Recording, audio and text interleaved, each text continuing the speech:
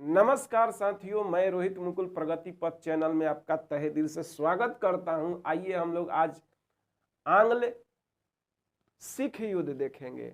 आंग्ल सिख युद्ध दो गो हुआ है, पहल का और दूसर का, दोनों हम लोग देखेंगे। कसम चाहे ले लो खुदा की कसम, बहुत प्यार करते हैं तुमसे सनम, बहुत प्यार करते हैं तुमसे सनम। इसी तरह से प्यार और मोहब्बत को बनाए रखें। यदि अभी तक चैनल को सब्सक्राइब नहीं किए हैं तो बेल आइकन दबा के सब्सक्राइब कर लीजिएगा और होले होले हम लोग सारे टॉपिक को क्लियर करेंगे। तो आइए हम लोग देखते हैं आंग्ल सिख युद्ध। आंग्ल सिख युद्ध पढ़ाने से पहले आपको बताएंगे पंजाब राज्य का स्वतंत्र स्थापना किसने किया था। तो आपको मालूम होगा 12 गो मिसल चलता था पंजाब के क्षेत्र में, जिसमें एक मिसल सुकेर चकिया मिसल भी था। कौन सा मिसल था? सुकेर चकिया, सुकेर चकिया मिसल था। और इसी मिसल का प्रधान थे महासिंह। सुकर चकिया मिसल के प्रधान थे महासिंह और इनका एक लड़का रहता है रंजीत सिंह, जिनका जन्म कब हुआ था? तो 1780 में रंजीत सिंह का जन्म हुआ था। और 12 साल के जब रंजीत सिंह रहते हैं तब इनके पिताजी महासिंह की मृत्यु हो जाती है और मृत्यु के बाद सुकर चकिया मिसल का प्रधान रंजीत सिंह को बना दिया जाता है अल्प आयु में ही। यानी रंजीत सिंह सुकर चकिया मिसल के क्या हो जाते हैं? प्रधान हो जाते हैं। उसके बाद देखिएगा तो धीरे धीरे वहां पर एक परिषद का भी गठन किया जाता है, क्योंकि अल्पायु रहते हैं तो परिषद ही काम करती है। और इन्हीं के कार्यकाल में जब लॉर्ड मिंटो फर्स्ट आएंगे 1807 से 1813 के दौरान रहते हैं, तो उसी समय 1809 में अमृतसर की संधि हुई है। अमृतसर की संधि में लॉर्ड मिंटो जो है वो मेटकॉफ को विदा किया था। लॉर्ड मिंटो किसको विदा किया था? मेटकॉफ को। यहां मैं आपको बता दे रहा हूं 1809।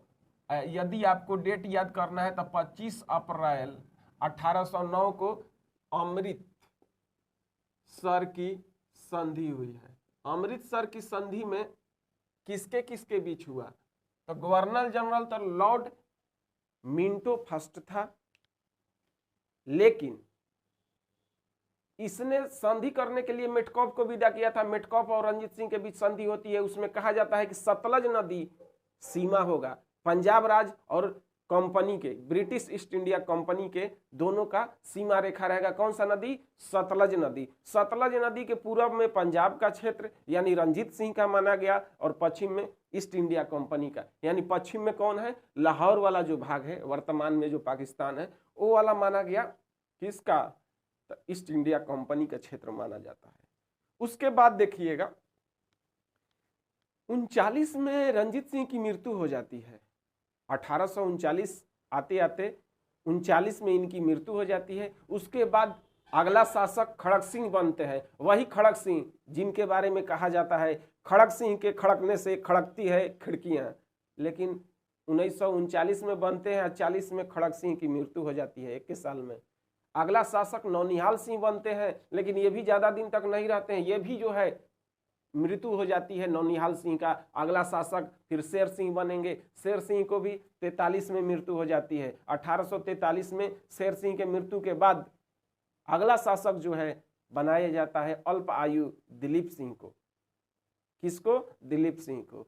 फिर से देखिए, पहल का शासक रंजीत सिंह, मृत्यु हो गई 1839 में। उसके बाद खड़क सिंह, मृत्यु हो गई 40 में। नौनिहाल सिंह, इनकी भी मृत्यु तुरंते हो जाती है। उसके बाद शेर सिंह, इनकी मृत्यु 43 में हो जाती है। और 43 में कौन बनेंगे? तो दिलीप सिंह, जो अल्पायु पुत्र रहते हैं। अल्पायु पुत्र रहते हैं खड़ग सिंह, नौनिहाल सिंह, शेर सिंह, ये लगातार 3 शासक ज्यादा दिन तक नहीं रहे हैं, लेकिन उसके बाद दिलीप सिंह जो है 43 से 49 तक, 43 से 49 तक, और 49 में डलहौजी ने क्या किया, पंजाब राज्य को ब्रिटिश ईस्ट इंडिया कंपनी में मिला लेता है। तो दिलीप सिंह के कार्यकाल में 2 बार अंग्रेजों से युद्ध हुआ है, जिसे आंग्ल सिख युद्ध के नाम से जाना जाता है। तो दिलीप सिंह के कार्यकाल में दोनों आंग्ल युद्ध हुआ है, ये चीज याद रखिएगा। पहिलका कब से कब तक हुआ है, तो पहिलका जो हुआ है 1845 से 46 याद रखिए, और दूसरा का खाली 47 गैप रहेगा, 1847 गैप रहेगा, 48 से 49, 1848 से 49 सेकेंड आंग्ल सिख युद्ध होगा। दोनों का कार्यकाल याद हो गया। हम लोग इसी में पढ़ेंगे कि फर्स्ट आंग्ल सिख युद्ध का कारण क्या था, आखिर काहे युद्ध हो गया भाई। तो आइए हम लोग निम्न 4 बिंदुओं पर ध्यान देते हैं, आपका जो है एकदम माथा खुल जाएगा कि आखिर ओ हो इसी कारण से हो रहा था। देखिए, पहल का कारण था पंजाब का क्षेत्र, एक ऐसा क्षेत्र था जो 5 नदियों के भूमि से तैयार था पूरी तरह से। वहां पर कृषि उत्पादन और उर्वरकता बहुत अधिक था, और जहां कृषि उत्पादन होगा, जहां नदी होगा, वहां जनसंख्या तो बहुत भारी निवास करता है। तो पंजाब के क्षेत्र में जनसंख्या काफी था, समतल मैदान था, जिसके कारण अंग्रेजों को उपभोक्ता बाजार के रूप में नजर आ रहा था। वहां यानी कि अपने कच्चे माल को, कृषि कार्य हो रहा है तो वहां कच्चे माल खरीद सकता है, और उससे तैयार वस्तुओं को जनसंख्या जहां रहेगा वहीं अपना बाजार बना सकता है, बेच सकता है। तो इसलिए सामरिक दृष्टिकोण से पंजाब का क्षेत्र बहुत ही क्या था, अच्छा था। जिस तरह से बंगाल को अपने कब्जा में ले लिया था और व्यापार में दिन दुना रात चौगुना बढ़ रहा था, उसी तरह से पंजाब क्षेत्र को भी अपने में लेना चाहता है। लेकिन उसके लिए जो है क्या करेगा, कुछ ना कुछ तिगड़मबाजी करेगा। उसी बीच में एक युद्ध हो जाता है, कौन सा, प्रथम अफगान युद्ध। प्रथम आंग्ल अफगान युद्ध हो जाता है, 1839 से 42 तक ये चलेगा। इसी दौरान प्रथम आंग्ल अफगान युद्ध 1839 से 42 तक चलता है। इसी दौरान आप देखिएगा तो अफगान कहाँ है, तो पाकिस्तान के बाद अफगान पड़ता है, और उस समय तो पाकिस्तान नहीं ना था। अरे भारत तो पूरा आप अखंड भारत था, आज का वर्तमान भारत और ये आपका जो पाकिस्तान है वो सब भारत था, यानी लाहौर वाला इस्लामाबाद सब भारत था। आपको फिगर के माध्यम से बता देते हैं ताकि आपको अच्छा से समझ में आ जाएगा। ये आपका वर्तमान भारत है, लेकिन उस समय जो भारत था इस तरह से, ये पाकिस्तान वाला भी भाग जो है उस समय अखंड भारत ये पूरा यहां तक था। और यहीं पर देखिएगा तो आपको अफगानिस्तान है,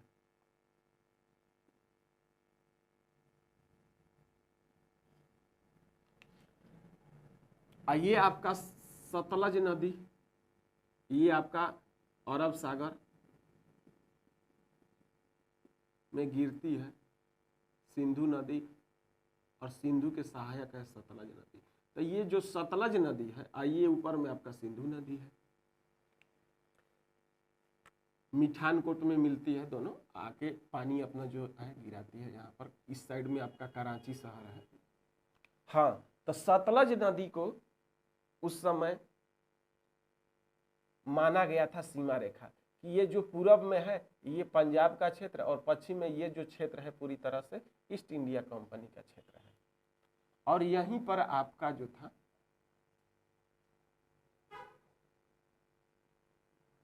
पंजाब राज्य, सिख राज्य कह सकते हैं या पंजाब राज्य, और यहां पर जो था ये वाला क्षेत्र सिंध राज्य था, सिख राज्य, सिंध राज्य। ये दोनों जो है अफगानिस्तान से, जैसे ही आंग्ल अफगानिस्तान युद्ध होता है ले जाएगा। यहाँ तो बंगाल है, बंगाल से सेना ले जाने में देरी होगा। यहाँ मद्रास है, मद्रास से भी सेना ले जाने में देरी होगा। लेकिन यहाँ पर जो मुंबई है, मुंबई से क्या करता है, सेना ले जाना चाहता है। लेकिन यहाँ पर जो सिंध का राजा कलौरा सरदार थे, कलौरा सरदार नहीं ले जाने देते हैं, और पंजाब का राज्य जो है वो भी नहीं ले जाने देता है, जिसके कारण सेना नहीं जाने के कारण अफगान के साथ क्या होता है, अंग्रेजों की हार हो जाती है। इसीलिए ठान लिया था प्रथम अफगान युद्ध में भी कि अफगान से भिड़ने से पहले हमको पंजाब और सिंध को अपने में विलय करना पड़ेगा। मेन मुद्दा यही था। इसीलिए अब नजर जो दौड़ाता है सिंध पर और पंजाब पर दौड़ाता है। प्रथम अफगान युद्ध में पराजय के बाद अंग्रेजों के समझ में आ गया था कि अफगान को कब्जा में करने से पहले हमको सिंध और सिख राज्य जो है पंजाब, उसको अपने कब्जे में लेना पड़ेगा। यहाँ पर अफगानिस्तान को इसलिए अपने कब्जे में लेना चाह रहे थे क्योंकि ऊपर में जो है पूरी तरह से जो तालिबान वाला क्षेत्र है या उज्बेकिस्तान वाला क्षेत्र, उस समय रूस था, तो रूस अपने कब्जे में ले लेता अफगानिस्तान को। इसलिए चाहता है ईस्ट इंडिया कंपनी कि हम पहले ले लें, लेकिन यहाँ तो विफल हो गया क्योंकि ये लोग सेने नहीं जाने दिया अपना राज्य को होते हुए। इसीलिए जैसे ही 42 में युद्ध समाप्त होता है, प्रथम आंग्ल अफगान युद्ध, 43 में चार्ल्स नेपियर ने क्या किया, मिला लिया। चार्ल्स नेपियर ने 1843 में विलय कर लेता है सिंध को। अब अगला बारी रहता है पंजाब को, लेकिन पंजाब में काफी मजबूत प्रशासन व्यवस्था था, जिसके कारण वहां दो आंग्ल युद्ध हो जाता है। हाँ, आगे देखिए, युद्ध का संभावना अब तो पंजाब में बनेगा ही। सतलज नदी को जो सीमा रेखा माना गया था, दोनों का, पंजाब राज और ईस्ट इंडिया कंपनी का सीमा रेखा माना गया था, उस चीज का उल्लंघन करता है। सतलज नदी पर पोंटून पुल बनाता है, एक वैकल्पिक पुल रहता है, पोंटून पुल बनाता है और उस पुल के माध्यम से पंजाब के चारों ओर सेना भेजने लगता है। बंबई से सेना जो मंगाया था, ये सतलज नदी के पुल बना करके बंबई के सेना को कहाँ भेजा करता है, उस पार, यानी सिंध के पार विदा करता है। और ये पंजाब के चारों तरफ, पंजाब राज्य के चारों तरफ घेरता है। यानी कि एक तरह से कहा जाए तो अघोषित युद्ध का तैयारी कर रहा था। युद्ध का कोई तो घोषणा नहीं हुआ था, लेकिन अघोषित युद्ध का पूरी तरह से तैयारी कर लिया था। अब जो है, हाँ, अंत में जो है कि उसका जो लेफ्टिनेंट गवर्नर रहता है, ब्रांडफुड की घोषणा होती है, अंत में 43 में करिए ना देता है। ये लोग से बर्दाश्त थोड़े हो रहा था, बिखियाइल था, 42 में हार गया था तो बिखियाइल था। तो 1843 में जो मेजर ब्रांडफुड रहता है, उसने घोषणा किया था कि हम लोग पंजाब को ईस्ट इंडिया कंपनी में विलय कर लेंगे, यानी सतलज के पार की सभी प्रदेश जो है ईस्ट इंडिया कंपनी के नियंत्रण में होगी। किसने घोषणा किया था? तो मेजर ब्रॉडफुड ने घोषणा कर दिया था कि सतलज के पार जितनी भी प्रदेश हैं ईस्ट इंडिया कंपनी के नियंत्रण में हो जाएगी। और इतना बात कहते ही पूरी तरह से खलबली मच गया। खलबली कैसे मच गया? 4 युद्ध हुआ, घटनाक्रम देखिए, 4 युद्ध हुआ। ये कारण समझ गए कि नहीं समझ गए? नहीं समझे हैं तो मैं फिर से आपको दोहरा देता हूं। पंजाब का क्षेत्र सामरिक दृष्टिकोण से अच्छा था, यहाँ जनसंख्या बहुत अधिक थी, कृषि का उत्पादन बहुत अच्छा हो रहा था, उर्वरकता अधिक होने के कारण जनसंख्या वहां बहुत निवास करती थी। इसलिए वह चाहता था कि हमको ये दक्षिणा में मिल जाता तो बहुत ही अच्छा होता, मजा आ जाता। लेकिन यहाँ पर एक घटना होता है, प्रथम आंग्ल अफगान युद्ध जो 1839 से 42 तक चलता है। उस दौरान ये दोनों लोगों ने अंग्रेजी सेना को अफगानिस्तान की तरफ अपने राज्य के सीमा से जाने से इनकार कर दिया। ये दोनों लोग सिंध के राजा कलौरा सरदार और यहाँ सिख सरदार भी अपने राज्य से नहीं जाने देते हैं, जिसके कारण अफगान में इनकी क्या हो जाती है? हार हो जाती है। 43 में चार्ल्स नेपियर के नेतृत्व में तुरंत ये क्या कर लिया था? सिंध को विलय कर लिया था और अगला पंजाब को विलय करने की घोषणा कर देता है। उससे पहले क्या करता है कि सतलज नदी में जो पोंटून पुल बना करके और मुंबई से पंजाब की ओर सेना भेजने लगता है। पंजाब के क्षेत्र के चारों तरफ सेना एकदम तैयार कर दिया था। अब तब का बारी हुआ था कि अब युद्ध होगा कि तब युद्ध होगा। और मेजर ब्रैडफुट ने घोषणा किया कि 43 में सतलज के पार की सभी प्रदेश ईस्ट इंडिया कंपनी के नेतृत्व में हो जाएगी, यानी कि कहिए कि वह अपना में विलय करने की घोषणा कर दिया, जिससे क्या हो गया, पंजाब क्षेत्र के जो भी सरदार लोग थे, सिख सरदार आग बबूला हो गए, तलवार निकाल करके, भाला निकाल करके लखेदना चाहे। उसी क्रम में ब्रिटिश सेना का जो नेतृत्व कर रहा था ह्यूगअप कर रहा था, ह्यूगअप। और उस समय दिलीप सिंह क्या थे, अल्प आयु थे, इसीलिए उनके संरक्षण में तो आपको भी मालूम होगा कि लाल सिंह, तेजा सिंह थे। तो लाल सिंह और तेजा सिंह क्या करते हैं, युद्ध करते हैं। यानी कह सकते हैं दिलीप सिंह के तरफ से कौन लड़ रहे हैं, पंजाब के तरफ से कौन लड़ रहे हैं, तो लाल सिंह, तेजा सिंह। और ब्रिटिश ईस्ट इंडिया कंपनी के तरफ से कौन नेतृत्व कर रहा है, तो ह्यूगअप। दोनों के बीच कई युद्ध होता है, 5 युद्ध होता है, जिसमें 4 गो अनिर्णायक और 5वां निर्णायक होता है। कैसे, 4 गो में मुदक्की का युद्ध, फिरोज शाह का युद्ध, बंधोवाल का युद्ध, अलीवाल का युद्ध, ये अनिर्णायक रहता है। मुदक्की का युद्ध, फिरोज शाह का युद्ध, बंधोवाल का युद्ध, अलीवाल का युद्ध। मुदक्की का युद्ध, फिरोज शाह का युद्ध, बंधोवाल का युद्ध, अलीवाल का युद्ध अनिर्णायक रहता है। 5वां बहुत निर्णायक होता है, सावराव का युद्ध। सावराव का युद्ध कहिया शुरू हुआ था, 10 फरवरी 1848 को शुरू हुआ था, 10 फरवरी 1848 को हुआ था। ये सब 45 से चालू था, इसीलिए तो कहा जाता है 1845 से 46 तक प्रथम आंग्ल सिख युद्ध चला।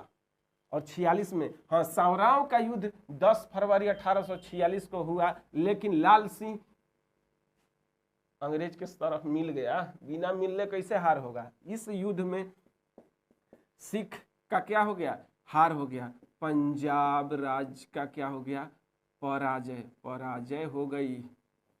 और यही तो इंतजार अंग्रेज कर रहे थे कि कब हारा तो तारा से बरियारी एकदम धके संधि धके ठोक देवल जाओ। कौन सी संधि, तो लाहौर की संधि होती है। लाहौर के संधि परिणाम स्वरूप सावराओं का युद्ध हारने के बाद लाहौर की संधि हुई है। लाहौर के संधि में 5 बातें प्रमुख थी। 1.5 लाख रुपया क्षतिपूर्ति है, ये 5 गो युद्ध हुआ है, बहुते हार जाना, देना पड़ेगा 1.5 करोड़ का। अब कहां से दिलीप सिंह दी है, बाप रे बाप, 1.5 करोड़ क्षतिपूर्ति ठोक दिया था हरजाना के रूप में। कहे कि नहीं दे पाइएगा, जितना है उतना दीजिए, और जो नहीं दीजिएगा तो हम कश्मीर का जो आपका सूबा है वो बेच दे रहे हैं गुलाब सिंह के हाथ में। यानी कश्मीर का सूबा गुलाब सिंह के हाथ में दे देता है। और कहता है कि अब जो हमको अफगानिस्तान ले जाना होगा सैनिक, तो बीच में रोक टोक नहीं करना है। यानी आपके राज्य के माध्यम से हम बेधड़ल्ले बेपूछले सेना ले जा सकते हैं। यानी इसकी परमिशन ले लिया अंग्रेजी सेना, सिख राज्य से ले जाने की परमिशन ले लेता है। कहता है कि आप ढेर फुटुर फुटुर कर रहे हैं महाराज दिलीप सिंह, आपके जो है ना सेना सीमित अब रहेगा, ढेर सेना नहीं रहेगा। यानी महाराजा दिलीप सिंह के पास जो सेना रहती है वो सीमित कर देता है। और उनके संरक्षण में, क्योंकि अल्पायु रहते हैं, तो संरक्षण परिषद का गठन करता है, और जिसमें रानी जिंदा को संरक्षिका बना करके, और जिंदा के लवर जो रहता है लाल सिंह, हाँ वही लाल सिंह है, बॉयफ्रेंड थे, जिंदा के प्यार में मुर्दा हो गए थे, तो ये दोनों को संरक्षक परिषद में रखता है। लेकिन तुरंत ही याद पड़ता है कि अरे अरे अरे अरे, यहाँ लाहौर में हम लोग तो परिषद बना करके रानी जिंदा और लाल सिंह को नेतृत्व बना दिया, लेकिन अपना सेना हम लोग नहीं रखे, कहीं लाल सिंह फिर जो है कि पलट जाएगा। अभी तो मिलल था तब ना युद्ध में जीत मिला था, सावराओं के युद्ध में। लाल सिंह के मन बदल जाए तो अब क्या होगा, अंग्रेजी सेना हम लोग लाहौर में रखेंगे। जब याद पड़ता है तो फिर दूसरका संधि होता है, जिसे पूरक संधि के नाम से जाना जाता है। यह संधि को पूरा नाम क्या है, भैरववाल की संधि। भैरववाल की संधि जो है लाहौर की संधि का पूरक संधि कहा जाता है। और उसमें भैरववाल की संधि में क्या कहा गया कि लाहौर में जो सेना की टुकड़ी है ब्रिटिश ईस्ट इंडिया कंपनी का रहेगा। किसके लिए, किस काम के लिए, तो महाराज के संरक्षण के लिए, महाराज की सुरक्षा के लिए। लेकिन मुंह में राम बगल में छुरी, पलकत पाओ काटू मुड़ी, उहे रहता है। ये राजा का संरक्षण के लिए थोड़े रखा था लाहौर में, सेना की टुकड़ी अपनी लाभ के लिए रखता है कि दिलीप सिंह के जो आंतरिक मामला होगा, यानी पंजाब के आंतरिक मामला में हम हस्तक्षेप करेंगे। हस्तक्षेप करता भी है खुल करके, इसीलिए तो फिर जो होता है सेकेंड युद्ध होता है।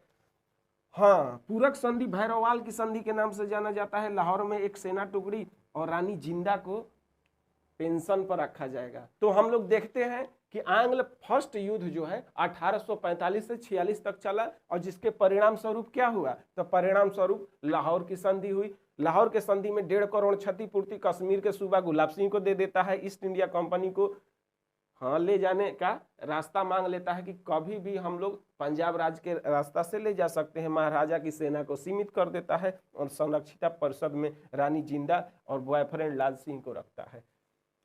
आगे देखिएगा तो एक पूरक संधि भैरववाल की संधि होती है, जिसमें लाहौर में एक सेना टुकड़ी रखा जाएगा। ये बतिया भुला गया था लाहौर वाला संधि में, तो बाद में संधि होता है, इसीलिए उसको पूरक संधि को भैरववाल की संधि कहते हैं। तो परिणाम आएगा कि फर्स्ट आंग्ल युद्ध का परिणाम क्या था, तो लाहौर की संधि और भैरववाल की संधि। कौन कौन सा युद्ध हुआ था, मुदक्की का युद्ध, फिरोज शाह का युद्ध, बंधुवाल का, अलीवाल का युद्ध। पांचवा जो हुआ था सावराव का युद्ध, जिसमें हार हो गई थी, सावराव का युद्ध में ही हार हो गई थी। तो आइए हम लोग सेकेंड आंग्ल सिख युद्ध देखते हैं, जो 1848 से 49 तक चला है। वह किसके कार्यकाल में, उस समय गवर्नर जनरल कौन रहेगा, तो डलहौजी। इस समय कौन गवर्नर जनरल है, तो हार्डिंग, लॉर्ड हार्डिंग का नाम याद रखिएगा। इसके समय लॉर्ड हार्डिंग रहते हैं गवर्नर जनरल। इससे पहले कौन रहते हैं, हार्डिंग ने बहुत हार्ड काम किया, नर बलि प्रथा पर प्रतिबंध लगाया। याद कर लीजिए, लॉर्ड हार्डिंग के समय में ही फर्स्ट आंग्ल सिख युद्ध हुआ था। इसने एक हार्ड काम किया था, नर बलि प्रथा को समाप्त किया था। इससे पहले एलन बरो दास प्रथा का प्रतिबंध 43 में किया था। और उससे भी पहले कौन रहते हैं, ऑकलैंड, जिसने ग्रैंड ट्रंक रोड का मरम्मत करवाया था। शेरशाह सूरी द्वारा बनवाया गया ग्रैंड ट्रंक रोड का मरम्मत करवाया था। ऑकलैंड के समय में ही प्रथम आंग्ल अफगानिस्तान युद्ध शुरू हुआ था। समाप्त किसके समय में हुआ था, तो एलन बरो के समय में समाप्त हो गया था। कब से कब तक चला था, प्रथम आंग्ल अफगान युद्ध इस तक 1839 ले 42 तक प्रथम आंग्ल अफगानिस्तान युद्ध चला था।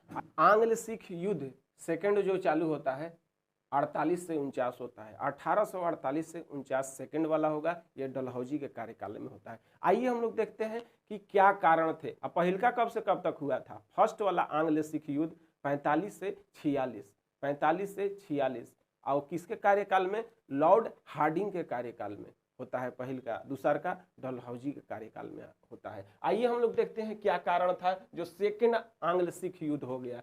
तो आंतरिक मामला में हस्तक्षेप करने लगता है। हाँ, जो भैरववाल की संधि के तहत लाहौर में एक सेना टुकड़ी रखा गया था कि हम लोग दिलीप सिंह की सुरक्षा करेंगे, वो सुरक्षा नहीं करता है, आंतरिक मामला में हस्तक्षेप करने लगता है। देखा जाए तो मुल्तान के प्रांतपति जो मूल राज रहते हैं, मूल राज पर अत्यधिक टैक्स लगा दिया जाता है कि इतना नहीं, अब इतना आपको टैक्स देना होगा। औकात से ज्यादा टैक्स के देगा जी, औकात से ज्यादा है टैक्स दे दिया जाता है। और उन पर 20 लाख नजराना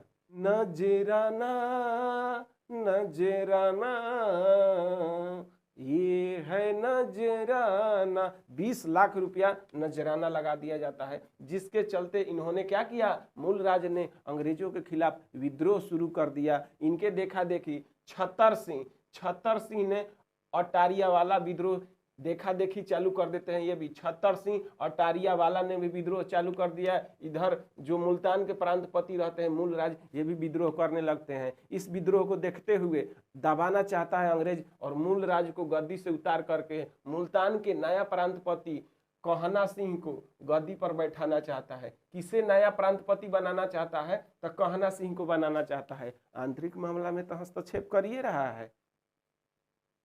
कहना सिंह को बनाने के लिए पंजाब में 2 अंग्रेज अधिकारी को विदा करता है। वह दोनों अंग्रेज अधिकारी बहुत ही भ्रष्ट और आचरण से हीन थे, महिलाओं के साथ जो अभद्र व्यवहार करते हैं, जिसके कारण सिखों ने ध के तलवार निकाल के खच तियर मुड़ी काट देता है। दोनों अंग्रेज अधिकारी जैसे ही मृत्यु का पता चलता है ब्रिटिश ईस्ट इंडिया को, कंपनी को, बड़े अधिकारियों को, फिर तो सेकेंड आंग्ल सिख युद्ध होना तय था। कौन सा घटनाक्रम होता है? पहल का युद्ध जो होता है चिलियान वाल का युद्ध होता है। चिलियान वाल, चिलविला नहीं, चिलियान वाल का युद्ध होता है। इस युद्ध का नेतृत्व किसने किया? तो जनरल गफ ने किया। यह जो है इसका कोई परिणाम नहीं निकला युद्ध का। अगला युद्ध होता है चार्ल्स नेपियर के नेतृत्व में 21 फरवरी 1849 को चालू होता है। चार्ल्स नेपियर के नेतृत्व में 21 फरवरी 1849 को गुजरात का युद्ध शुरू होता है। चार्ल्स नेपियर ने बहुत सारा तोप लगा दिया था, इसीलिए इसे तोपों का युद्ध कहा जाता है। मार धड़ाधड़ पंजाब के क्षेत्र में तोप छोड़ना चालू किया, पंजाब को तहस नहस करके और पंजाब को हरा देता है। गुजरात के युद्ध में हार होने के बाद संधि नहीं करेगा, परिणाम के रूप में पंजाब में संधि नहीं करेगा, पंजाब को अपने में विलय कर लेता है ब्रिटिश ईस्ट इंडिया कंपनी। अगले महीना मार्च में, फरवरी में तो चालू हुआ था, मार्च में 1849 मार्च 1849 में पंजाब को क्या कर लेता है?